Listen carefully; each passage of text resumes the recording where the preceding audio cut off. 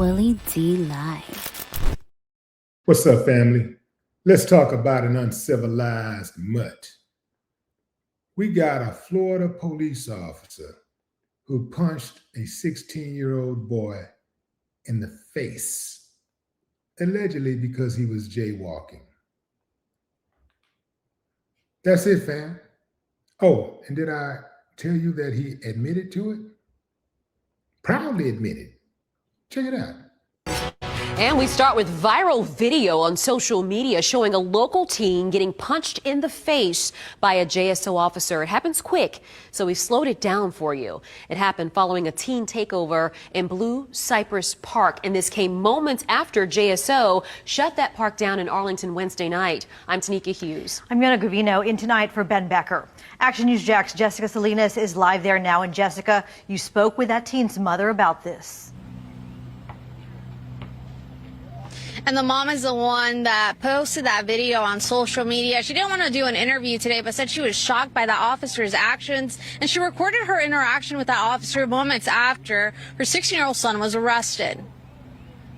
And you punched him. Yes, I did. That's part of the conversation between a JSO officer and Ashley Butler, the mom of the teen shown in the video, getting hit in the face and thrown to the ground before being handcuffed. The incident and an Arlington McDonald's came moments after JSO shut down a teen takeover with over 200 young people at Blue Cypress Park. It led 3 teens being arrested for fighting and reports of shots fired at a nearby apartment complex. Police say no one was found hurt or injured. Butler says she heard about her son's arrest after his friends called her. Let me just stop real quickly, fam, and just say this. Notice how they said, and reports of shots fired at a nearby apartment complex. This is them setting up the narrative that it's okay to punch this kid in the face because the officer was on the edge. We got shots fired. We got kids fighting 3 different fights. Police show up. He get to punch somebody. Somebody got to get punched. And, you know, like, even if he got the wrong person, the police is just trying to restore order. That's the narrative. To try to get everybody on board to drop your guard, say, man, put your guards down. The police just doing his job. You know, if they had not been jaywalking, he wouldn't have got punched in the face. Now, I do know in several states now that jaywalking is actually permitted. It's not against the law. However, even if it was against the law, even if it is against the law, it is not punishable by a punch in the face. It's a citation. It is not punishable by even an arrest. It's a citation. Police arrested him for resisting arrest and crossing the street and not using the sidewalk. He refused to get up, so my officer has to put hands on him to get him up. By punching him? So he puts his hands on him first, right, to grab him. Officer said the 16-year-old tensed up and pulled back, which they say led to the punch. In the same video, officers tell Butler that they suspected the teen was the ringleader. They said he guided a large group to cross the street, something Butler disputes. Again, with our experience and training, he could be starting to attack my officer. And with the shots fired call that we don't know if he's armed. We don't know your son. In the video, Butler tells officers her son doesn't even own a gun. So he's going to get arrested, right? For resisting without violence and his pedestrian citation. We spoke with Chris Carson, a defense attorney, and asked. He's going to get arrested for resisting without violence. So because someone flinch up when you grab them or they pull back, you get a free punch? Is that how it goes? Asked about the officer's use of force. Some measure of leeway when it comes to exactly how much force they use in detaining someone. Obviously, when you start getting into, deadly force with firearms and weapons and all that, it's a little bit of a different analysis. At the same time, Carson said he would like to see some discretion considering the age of the teen. And I'd like to think that the police would exercise more restraint when dealing with children than they would when dealing with full-grown adults. A JSO spokeswoman said they reviewed the video and, quote, it was determined that there were no policy violations regarding use of force.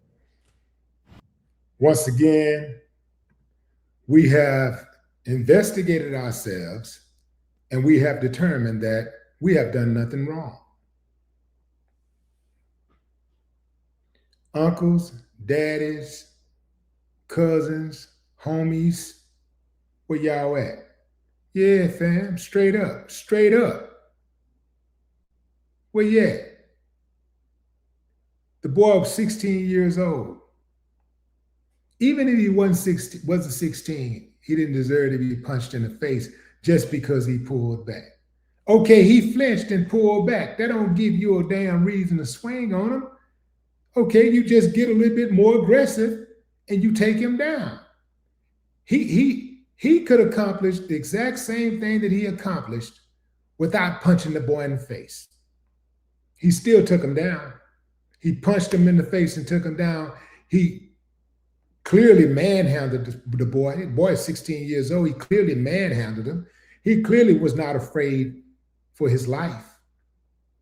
He's in the middle of all these teenagers and stuff. He ain't scared. He up there, he walking up to the boy all by himself. The boy just standing there. And what I'm gonna tell you what probably happened. The boy said something he didn't like, and he punched him because they think that they have a right to do that, especially when you start talking about black boys. See, even though he's a teenager, and the lawyer said, you know, you would expect him to use some type of discretion when dealing with a minor, but they don't allow our boys to be minors. They don't allow our young men to be minors. They don't allow them to talk slick to the police, say crazy stuff, do stupid stuff, you know, and get away with it. They don't allow them to do that without penalty. Whereas these little white boys, they can do the exact same thing, and it's boys will be boys, or it's, you know, well, we're gonna call your parents. So we're gonna arrest you, but they're not finna punch him. They're not finna punch a little white boy in the face for just backing up. He's not finna just take off on him because they know their ass is gonna get fired, first of all, if they do it. They also do it because, you know, it's one of them, you know? So they have a lot more leniency. But the biggest reason why they have more leniency when it comes to white kids is because they know they're gonna get penalized. They know for certain they might get fired. They might lose their pension. They may go to jail. They know that for a fact that's gonna happen. With these black kids, it's a toss-up because black people always gotta fight for justice when the suspects or the attackers or the predator is white. Black people always got to fight for justice. That's why when a black person is killed by the police, people are always in the streets and have to protest just to get the police officer charged. It damn near takes an act of Congress, but you have to protest. Whereas if the police officer illegally shoots somebody white, especially if it's blatant, you know, automatically he getting fired. Automatically his life is gonna be ruined. He getting ostracized. He ain't gonna be able to get none of that money, none of that free money. Now, when he kill a white person, he not getting no free money from GoFundMe. That ain't happening. He not finna make $1 million. But if he kill a black kid, he can get $1 million, you know, on his GoFundMe. Even if he does get fired. You see, that's the double standards that they operate under. These are the double standards that they operate under. They will not allow our boys to be boys. When our boys do something, it's lock that up, throw away the key, he just like the rest of them. When theirs do something, his boys will be boys. Give him a break. Don't ruin his life. He's young. He's just starting. His life is just starting. Don't want to. He's just a stupid little boy. They just call him stupid. He's stupid. He's just a stupid little boy. Stupid. But when our boys do something, they treat him like a grown man, a grown criminal. And this is why I'm talking to all of you youngsters out there right now. This is why you have to conduct yourself in a way where you try your best to avoid contact with them. And if you do have to make contact with them, if they do accost you, Your job is to get them out of your face as soon as possible. The easiest way to do that is to simply comply. Whether they're right or wrong, simply comply and then get with your parents or your guardian and let them handle it from there. If there's a grievance, let them file their grievances later. Let them deal with it later, because these uncivilized mutts will shoot you. These uncivilized mutts will knock your teeth out. They will break your legs. They will kill you. They will kill you. I'm telling you, they will kill you. They have no reservations about that. They are not going to let you get away with what the school lets you get away with. Even the school resource officers won't let you get away with what you get away with your teacher or the principal or other students or even your parents. They're not going to give you that much grace. They will kill you. So you have to play to stay. Let's play to stay alive, play to stay free. Stay alive, stay free. Play to stay. Play to stay alive, play to stay free. At all times, slippers go. You may not get a second chance. You may not get a chance to go home and tell your mama about it. You may not get a chance to have your daddy come handle that for you. You may not get that chance to tell your side of the story. Witnesses may have to tell your side of the story. So you got to be careful when out here dealing with these uncivilized mutts, because they have been given a pass to be uncivilized towards you. Police departments all across this country have mandated to harm Black and brown people, to attack marginalized groups. They have been mandated to prey on these groups. So you got to understand what you're dealing with. You're dealing with uncivilized mutts. An uncivilized mutt is always in attack mode. Uncivilized mutts, you cannot talk to them. They know no reason. So you want to avoid them by any means. And if you find yourself in the crosshairs of one of these uncivilized mutts, the best thing you can do is just comply and get through the situation as soon as you can. And if you feel that your rights have been violated, you make sure, even if you don't feel like, you make sure you let your guardian, your mother, your father know what's going on.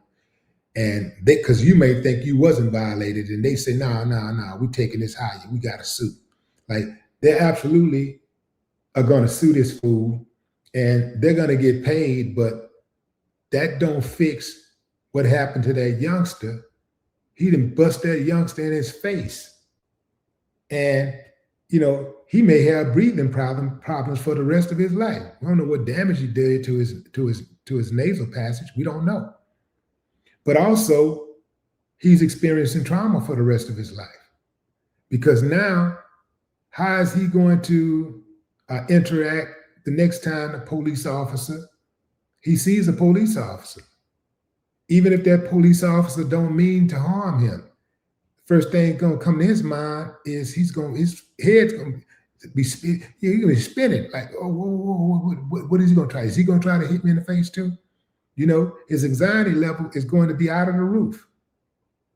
Y'all be careful out there, fam. The uncivilized mutts are running amok. No more talk.